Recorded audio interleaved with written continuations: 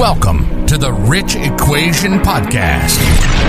Rich Equation Podcast. Are you ready to discover how to live rich today and not wait for retirement? If you're tired of struggling and want to live your best life now, you're in the right place. Outdated principles will no longer work in today's environment. It's time for a new approach. Your host, Ashish and Ganatra, will help you discover methods to live the new American dream. It's time to start living the good life on your own terms and experience a new way to live. Rich. Now, here's your host, Ashish and Ganatra. Welcome to the Rich Equation Podcast. This is the COVID series. I have today one of my closest friends, Dr. Rinesh Ganatra. Welcome, buddy. What's up, man? How you doing? I'm awesome, man. It's such a pleasure to have you. I'm really excited to get into this topic with you today.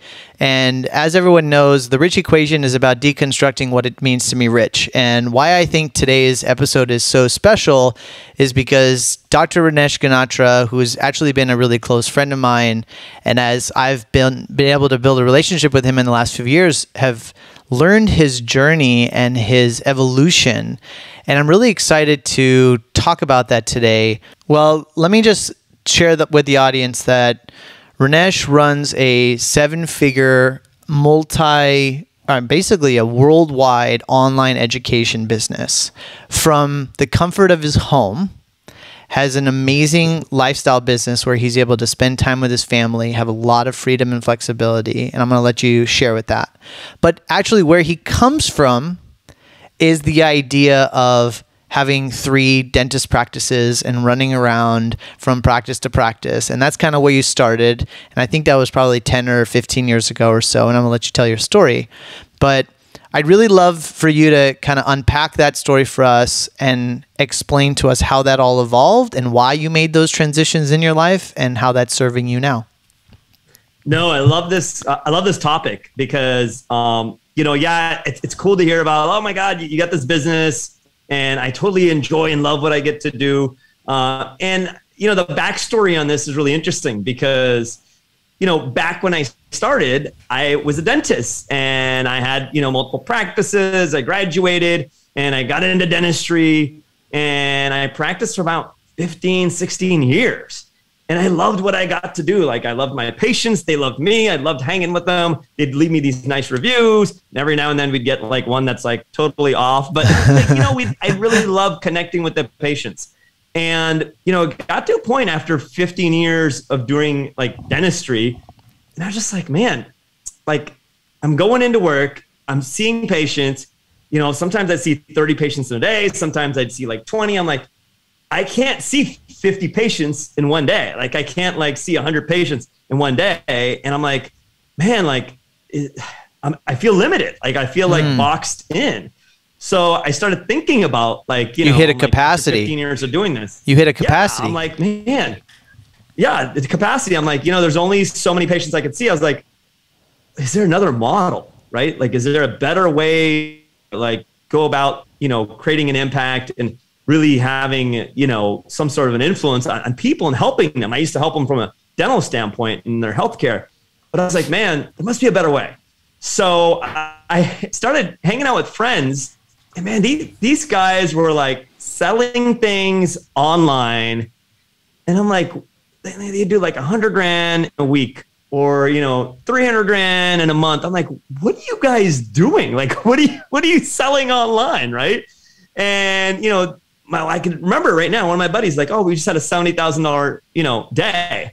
I'm like, what? Like, and for me, like, money is important, but I wanted the impact. So I was just like, always focused on the impact. And the money part was like, okay, the money is going to follow the impact, which is great. But I saw these guys doing this and they're doing this online. So I'm like, there must be like a way in their model that I could apply to my model, not so much from a revenue standpoint, but just kind of like, from an impact standpoint. Like they're selling something online. I'm like, well, I can't do dentistry online. So I started thinking about it. I was like, well, I have multiple offices. I was like, people are always coming up to me and asking me, how'd you build the offices? How do you market them? How do you get them going? I built 3 offices from scratch, from startup construction to marketing to driving patients in to treating patients to servicing them to just building these businesses with a team, and then running the team. So I was like, well, people are always asking me that. I was like, maybe I should just productize that knowledge. And I was like, man, like the first thing, maybe I should write a book. So I wrote the book on it. I was like, okay, let me write the book. I put it up on Amazon. I remember I wrote this in 2012. It's 250 pages. I went to work like 6 months every morning, wrote the book. It did really well on Amazon. And I was like, man, I need to get into this. And I enjoyed mentoring, coaching, teaching, and training. And I was like, God, maybe I should create the course. Such a different direction than trained dentistry. Yeah. And the reason why I started thinking that way is because if you look at most brick and mortar businesses, there's limitations. One is it's time dependent. Trading your time for money. You have to go in. Yeah. You got to be there, trade your time for money. And I'm like, okay, in most circumstances, that would be a lot of people. Of course you do. But then the other thing is it's location dependent, especially if you're a brick and mortar business, like a small business, even your dry cleaner or a pizza store or a dental office, it's location dependent. So I'm like, well, you kind of have to serve like this location. Yeah, there's few people that come see you from other locations, but literally it's like location dependent. Like everybody, 95% of your customer base is around your business. And then, yeah. So I'm like, man, it's location dependent. So I'm like, okay, well, I can't really do anything about that, And then of course, it's also people dependent. Now, what does that mean? If somebody on your team doesn't show up, your system doesn't show up, your front office is missing, we'd have 4 or 5 people on our team that like 1 or 2 people don't show up. Man, that makes for a crazy day. Absolutely. Like, oh gosh, now I got to do this. So it's time dependent, location dependent, people dependent. I'm like, who are the other people? And I saw my friends, my internet friends. I was like, they're doing all crazy numbers. They're doing all this amazing stuff.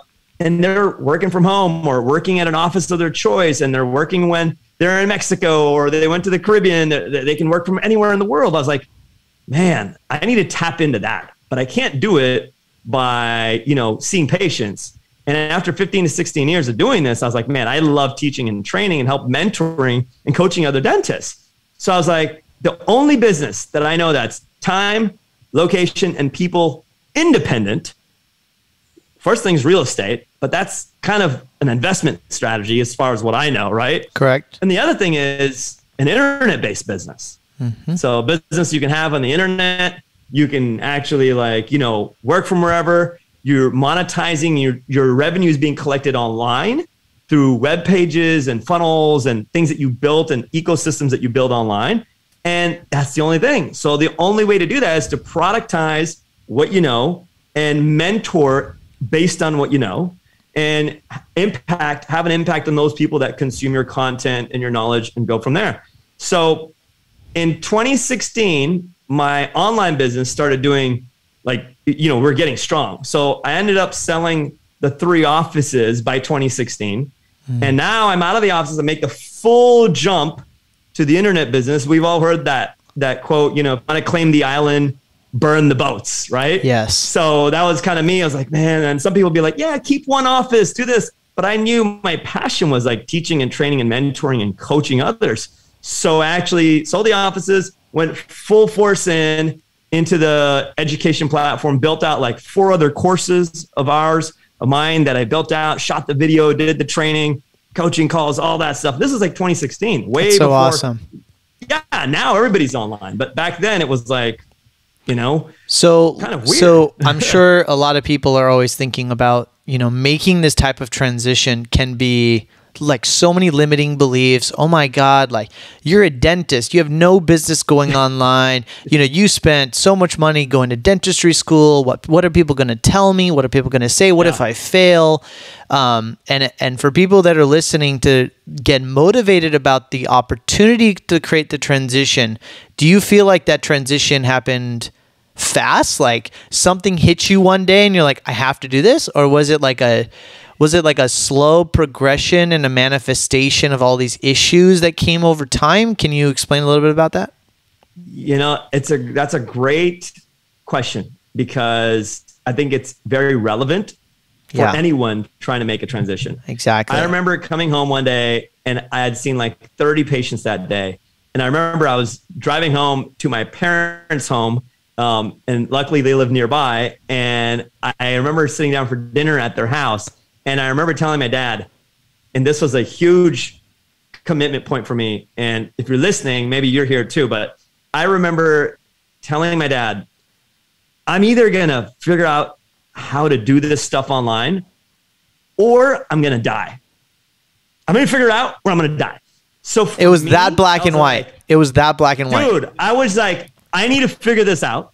I'm going to figure it out. And the only thing stopping me is me dying from figuring. That's it. Like, that's the only thing stopping me. So I'm like, dude, thank God I'm still here, right? I mean, that's the magic of Rinesh. Your commitment in your mind, and I'd love to get to that place. But you make such a commitment in your mind on how to be diligent, and your routines and your mindset on, like, if I'm going to do this, I'm going to do it. And the fact that you created a contrast that it's either I succeed or I die. Like, did that influence the results, you think? I mean, you know all about this. I know. You're being really humble, I know. But, you get the mindset, you get the routines. I mean, you're up early, you're focused. Like, I take cues from you a lot of time. I'm like, man, what are you doing in your morning routine? But, for me, it was like, gosh, you have to commit, right? Like, to find clarity, you must first have commitment. For everybody thinks the other way around. You got to get clear first to get committed. No, you get committed. And once you get committed, clarity comes your way. It's like you got to get moving to find momentum. Movement breeds momentum. And then momentum breeds meaning. So for me, I was like, man, I'm either going to figure this out, or that's it. Like, I'm going to figure this out. And I remember committing that way. And I remember telling my dad that, and he was just like, probably thinking, man, okay, I bet you had a long day at work with patients, because I'd been doing this for 15, 16 years now. So it wasn't like I tested it. I enjoyed what I did, but I wanted a business model that served my future ambitions. And for me, you asked the question, how long did it take? Well, I was doing it on the side while I was seeing patients. So in the morning, I would write the book. In the evening, I'd write the book, or I'd create the course, right? I'd create the course, whatever it is. So I'm doing this on the side. I'm seeing patients. I'm doing both things. And that's the part that's hard for people. It's like, what do you do after 8 p.m.? What do you do after 9 p.m.? What do you do before 7? Right. So you weren't necessarily right, but you weren't necessarily looking for like a financial side hustle. You realized that there was something that you needed to do to change your equation, brand new vision, change the dynamics of sort of the conventional lifestyle of a dentist, and how you made that transition into completely online is pretty amazing. Yeah, man. That for me, and people think, oh yeah, I'm doing this. Some people do it for the financial need because they're at a place where like, man, I need to make more money, and I totally respect that. That's awesome. You've got to do that, but also like, everything's kind of tied in together, right? No one's just going for the money. No one's just going for the vision. It's a mix, right? Right. So for me, and I also feel like I see so many people putting their dreams in the backseat. I'm like, dude, like, if you have a vision and it's within you, I believe if you have a vision that's been sowed within you, you have the capabilities to make it come true. Now, it's not going to just happen you just sitting there, but you have to take action on it, and you got to be consistent with daily efforts. And here's the other thing. You got to be okay starting at zero, starting small, like starting at zero. When you shift and you go to a new job or a new role, like I had my offices. So when I'm doing stuff online, nobody knew me online. I'd show up to these webinars or these trainings. I used to show up like every first Tuesday of every month, and there'd be like 1 or 2 people on them. And a lot of times I'd show up and I'd be like, man, I hope they don't show up. Then I don't have to do it, because it would be at the end of my day after a 7 p.m. day. and I'd have to like come and bring it for a training online. And back then the technology wasn't as good as it is now, but I had to show up. So for me, it was like, man, you got to show up, because every time you start from zero, you're still like curating your craft. You're still like getting better at what you're doing. Like every coaching call we do, every podcast we do, like, man, my goal is like not just to deliver, but it's like, it's also serving me just to get better at just being more of who I'm being out there. And I think that's being a master and of your craft is so key. Improving day by day, starting from zero. It's okay.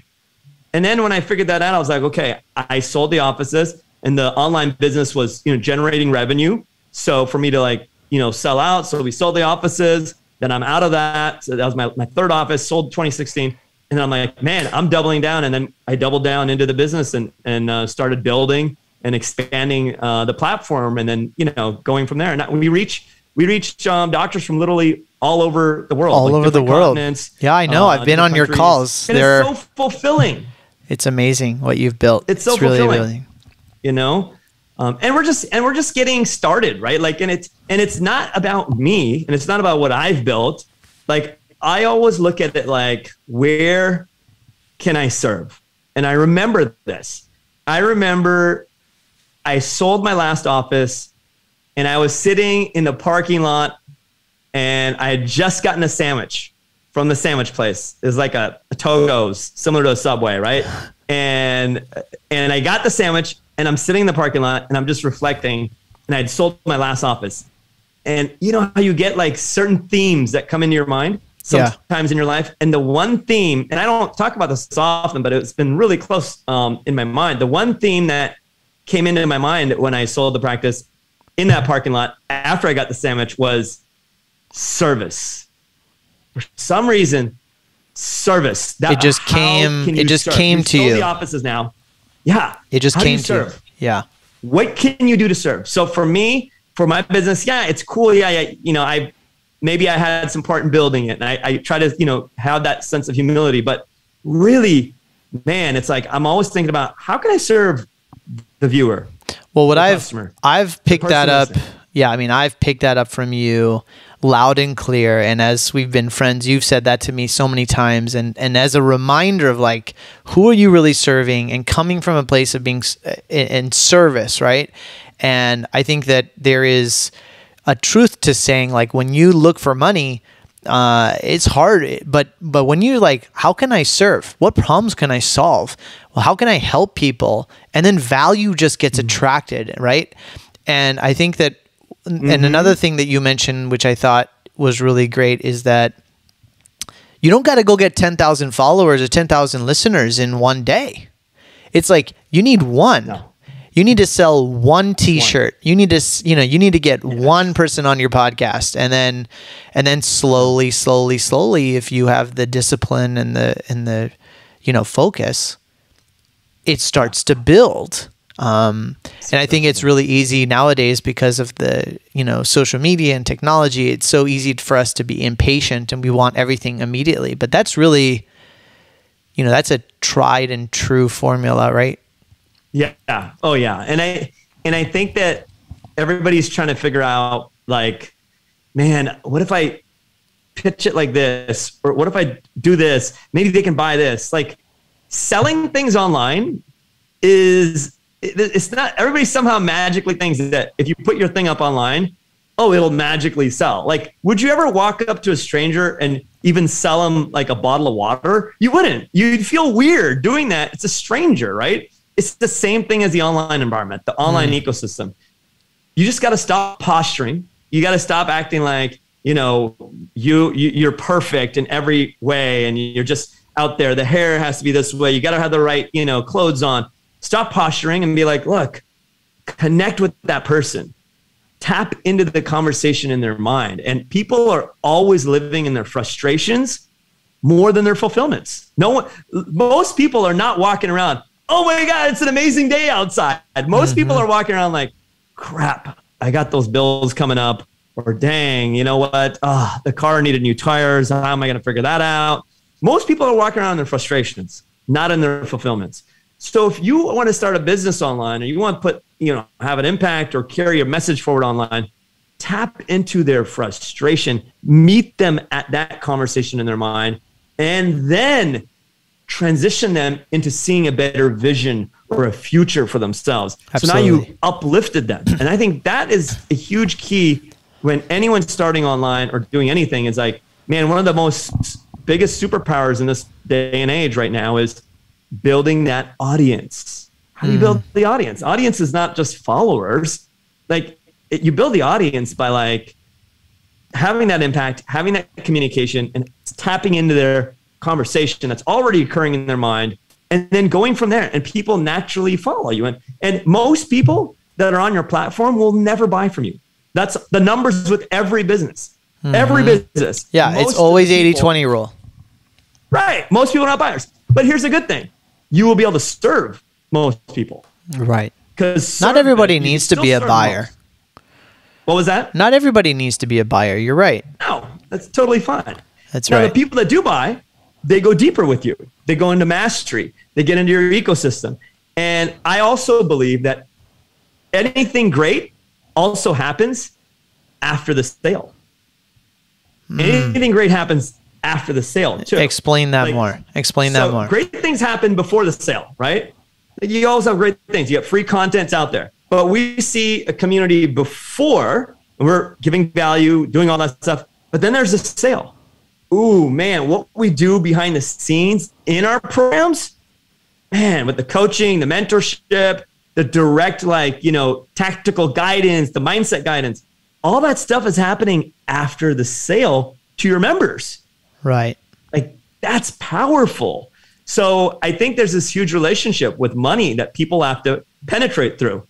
It's okay to be comfortable selling your thing. It is okay if you know you believe in your thing, and you are behind it, and that you are adding value first and service first, and you're warming that person up to really come into your ecosystem. It's okay, because what happens after the sale is incredible, and people are raving about it, right? Before the sale, awesome. But a lot of great things happen. Anything great happens after the sale. So there's always a commitment. If you look at your life or anyone's life, I guarantee you, most of the great things that have happened in your life probably happened because you bought something. Sure. Think about it. Mm-hmm. Yeah, you have to invest, right? You have to invest. Yeah. And you're always looking for the right different things and what to invest in, what to learn from. And so I think there's a learning curve loop there that you're talking about for sure. I guess what I want to ask you is, building an online business, having a self-awareness of lifestyle in trying to build your business and all those things. Tell me how, and I don't want to lead the witness, but COVID had changed the world for so many businesses, so many industries, right? And it's on the top of mind for so many different types of entrepreneurs and operators and business folks. How do you look at that and I know how you look at it because we've had so many conversations, right? As an opportunity, but tell me sort of from your perspective, being an online entrepreneur in contrast to potentially past businesses that you've done or, people that you talk to, how has COVID really affected you? And what do you see when you look at this, post-COVID environment? Yeah, I love the direction you're taking this conversation, because it's so important to think of this. For me, I just felt the number one thing was, man, I felt so grateful that I was already in the online space pre-COVID. So everybody, COVID hit 2030 came early, right? COVID hit 10 years got erased as far as the technological boom. It came early. But we had been doing this, I'd been doing this for 7-8 years before COVID, almost a decade before COVID, right?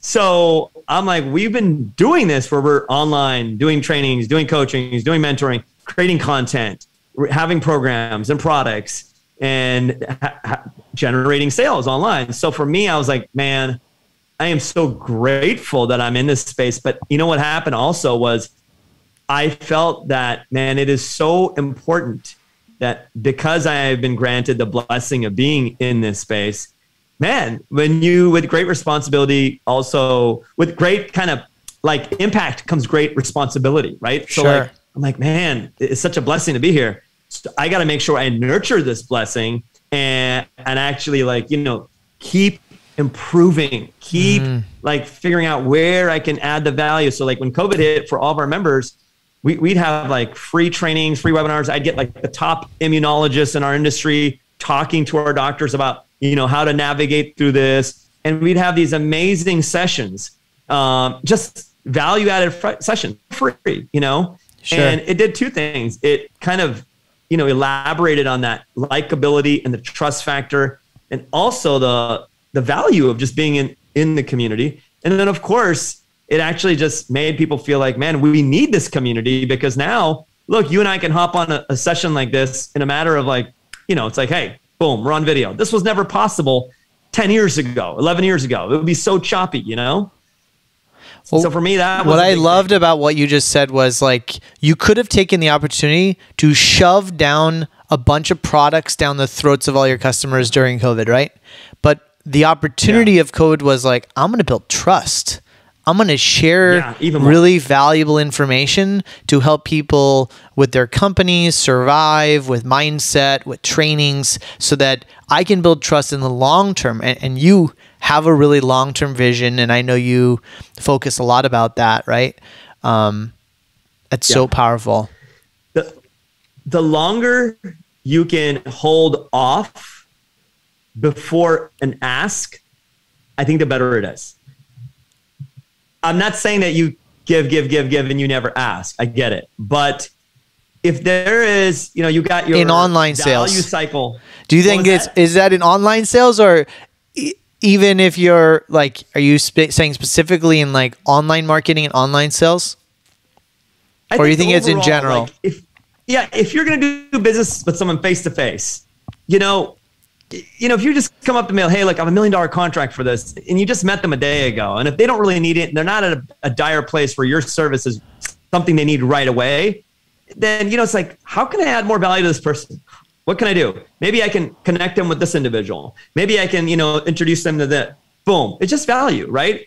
And then, especially in the online space, you're pouring into those people as much as you can. And then, you know, obviously there's a place for them to go deeper, be inside the programs, get an understanding, dive in even deeper. And that's just a natural progression. So for me, it's like, yeah, like, you know, I just wanted to build that community, keep building it, keep giving. And the sales process becomes very natural, because it's like, look, this is what we're doing. You know, we do a coaching session for our members every week, twice a week. And it's for our members. And I've been doing that for a few years now. Every week. I missed a session due to when I caught COVID last year. I missed one session. But every week for years. Every week, man. For years. So if somebody's thinking like, I love this is that's where I want to be. I want to make the transition, but like, I'm insecure about being online. I'm insecure about putting my face out there. I don't know if I could do it.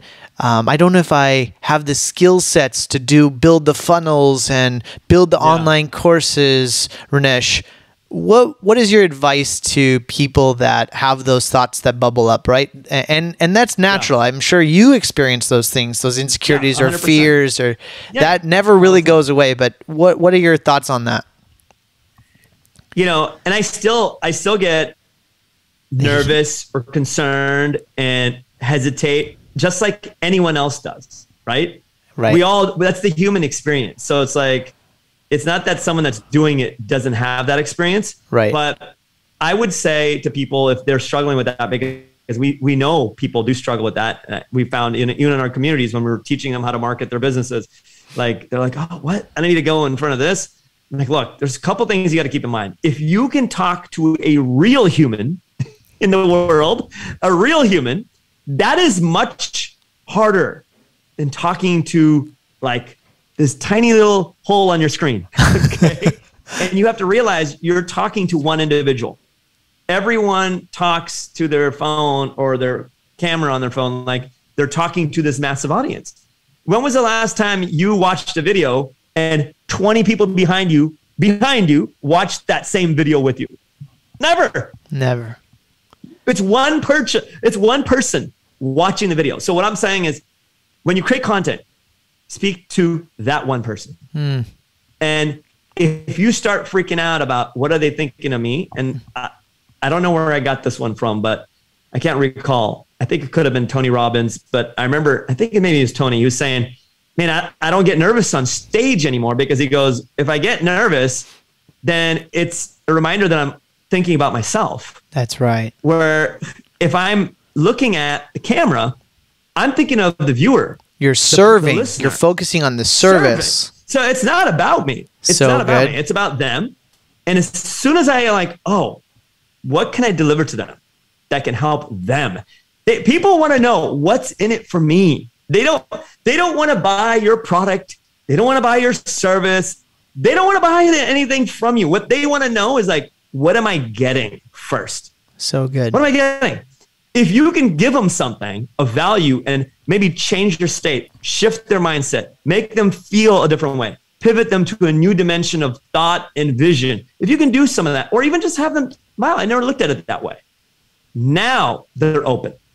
They're open and they're like, okay, this is great. I would love to go deeper. What else do you have? Perfect. So make it about them. I love that. If you're watching, you're like, oh, I'm freaked out about creating, it's because you're focused on yourself.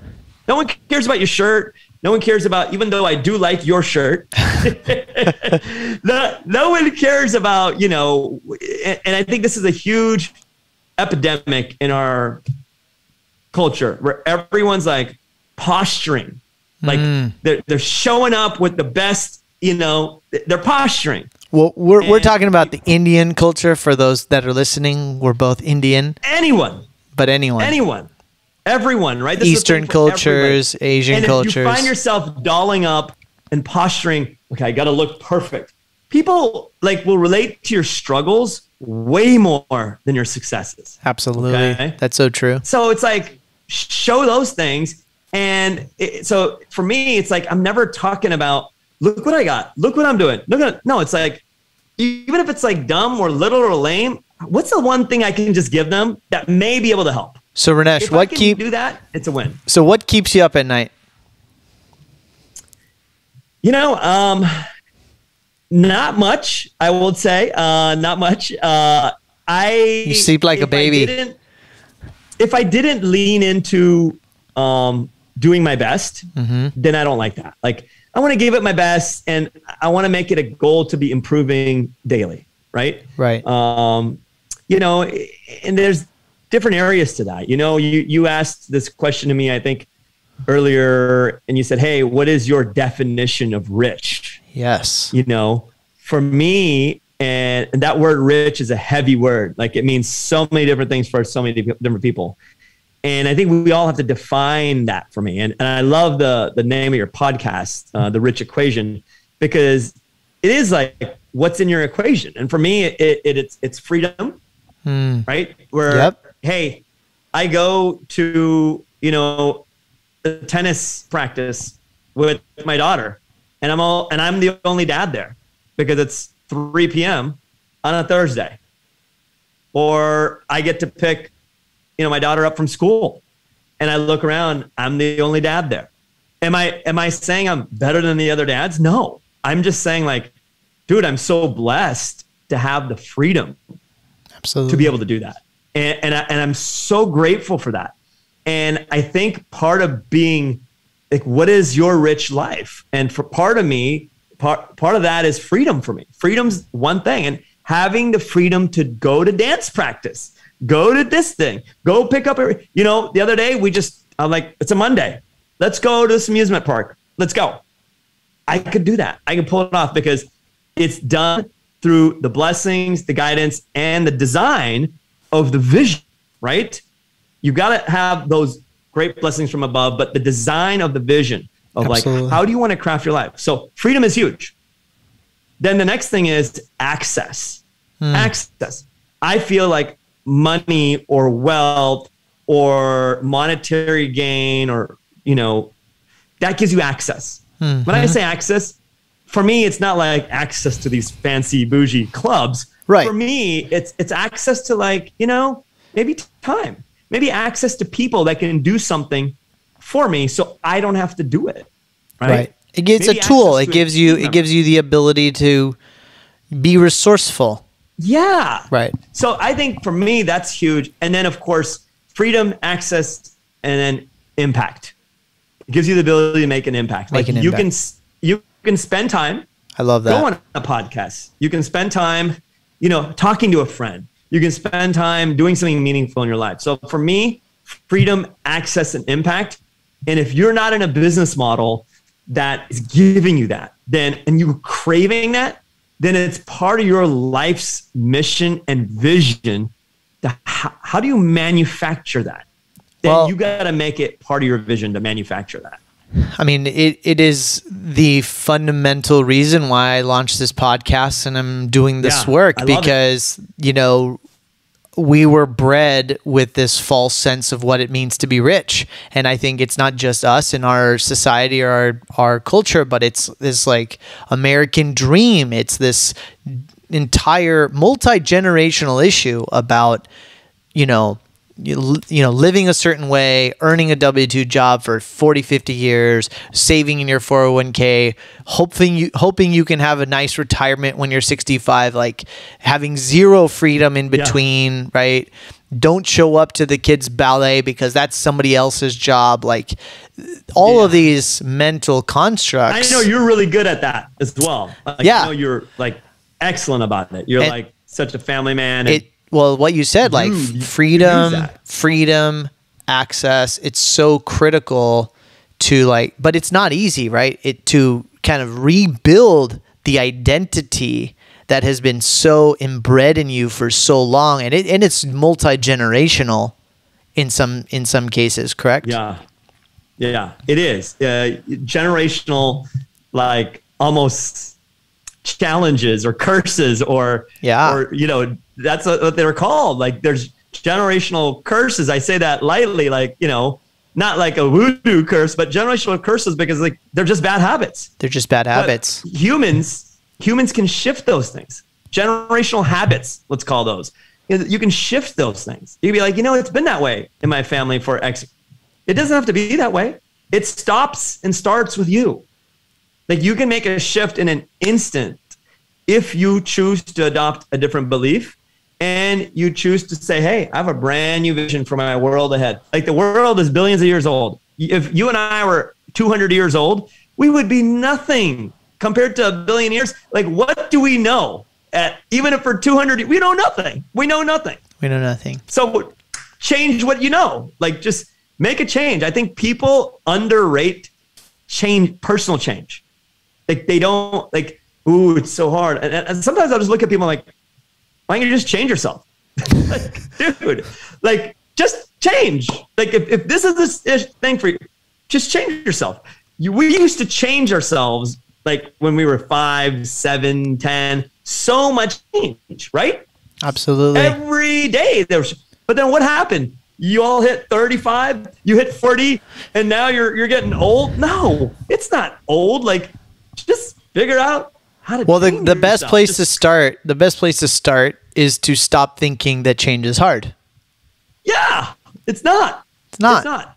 Right. You know what's hard is sticking with the change. Well, what I love, you say this all the time. You say this all the time. If you follow Rinesh on social media, he says, do the hard things. Mm-hmm. And doing the hard things, there's a real gift in that statement that you say. And I think about that all the time. And if you can train your mind and your body to do the hard things, then things become easier. Change becomes easier. Yeah. Pain becomes easier. Suffering becomes easier. Success becomes easier. And you can like literally trigger your mind to deal with very challenging things because you're training yourself on dealing with, right? I think that's beautiful. 100%. You say that all the time. We've heard it. Like, do hard things, get an easy life. Do easy things, get a hard life. Absolutely. We've all heard that. I mean, you do it. You jump into the ice bath every day. That's it, man. I think about you all the time in my ice bath. Like, I need to start doing that. Yeah, absolutely. There's so much. It's so good. So much that goes into all this. You know, one of the pillars of the Rich Equation, we have 5 pillars: income, energy, routine, people, and then self-awareness. And the one, I guess, as we wrap up here, you know, you have this abundant amount of energy, this like gleaming energy. and I've had the honor and pleasure to be able to spend time with you and your beautiful wife and hang out and chill in the backyard but like, dude, where the hell does that come from? What is the source of that? And it's power. And I can see that it gives you power. So just share a couple thoughts on what is it really, what are the things you're doing, or what is the things that you're telling yourself in your mind that is giving you this overabundant amount of energy? Man, I mean, that is such an awesome compliment. And this is why, like, who wouldn't love hanging with you when you're complimenting them? I mean, you know, I feel like everybody has a different cadence in life. But I think energy and perspective is a big priority for me. Mm-hmm. And I think that, you know, naturally just like, I just feel like, man, rather than looking at it like, man, I got to go do this, I'm like, I get to do this. Oh, so good. I'm just like, man, I get to do this. I get to talk to Ashish today, or even if there's something like, I get to do this. And sometimes, man, this sounds so basic. I just boil it down. I'm like, man, at least I have a roof over my head, or I have shoes, and the most easy, like simple basic things. I just think of those things. I'm like, oh man, at least I have water today. You know, I was talking to somebody. Sounds so dumb. No, it's not dumb. I mean, I'm going to summarize that to gratefulness. And I think, and I was literally talking about this with somebody else the other day, and this person was just gleaming with joy and super happy. And I'm like, what's really going on here? And I'm going through a phase of this right now. Well, yeah. And I'm going through this, a phase or a season of this right now where I'm like, I just feel guided, and there's a lot of great things going on, and I'm just like upbeat. And and you just said it, is like, when you start coming from a place of being grateful that everything that you're doing, good, bad, or ugly, that's happening, you're just grateful for what's going on. It feeds you. It doesn't take from you. It does feed you. Right? Yeah. I mean, there's always something you can find that you can be happy about. And life is just better when you go through it lighter, more buoyant, happy, laughing, enthusiastic. Like, be happy about the little things. You got the cookie you wanted. You know, your favorite thing is here, or whatever. It's cool. Like, it's so much better to vibe with people like that than just to be in a different space. So I put a big priority on it, and you know, and I'm blessed to be able to do that, and I'm grateful to all those people around me that, you know, can kind of see that. So people like yourself, you know. So yeah, man, this has been awesome. Well, Rinesh, thank you so much for your time. Do you have anything else to say before we wrap up? You know, I just want to give you the most biggest, you know, support. Oh, you're amazing. Accolade. And, you know, I'm so stoked for you and this podcast and what you're doing and the people you're going to reach. And you have such a sincere vision for doing what you're doing and reaching out to your audience out there, that, man, I'm just so grateful to be a part of that journey with you here. Of course, baby. Man, I mean, Rinesh, thank you for having me on. You inspired me so much in the last few years to get out of my comfort zone. And one of the things that is really driving me to do all this is that, you know, I want to have the conversations that we're having and that we've had in our life in a much more public forum. And I think having these discussions that are breaking these curses, these generational curses, or redefining what it means to be successful or rich or have wealth. And so that's what this is all about. So again, I thank you. We'll put all your social media links and how to find Dr. Ganatra through the social media stuff and on the podcast. But listen, thanks so much, man. I really appreciate your time. Hey, thanks again, man. Have a great one. Appreciate it. Thank you. Appreciate you. Thank you for listening to the Rich Equation Podcast with Ashish Ganatra. Do you want more ideas on how to live rich? Go to richequationpodcast.com for show notes and resources. Then take 1 minute to leave Ashish a 5-star review on Apple Podcasts. And we'll see you on the next episode.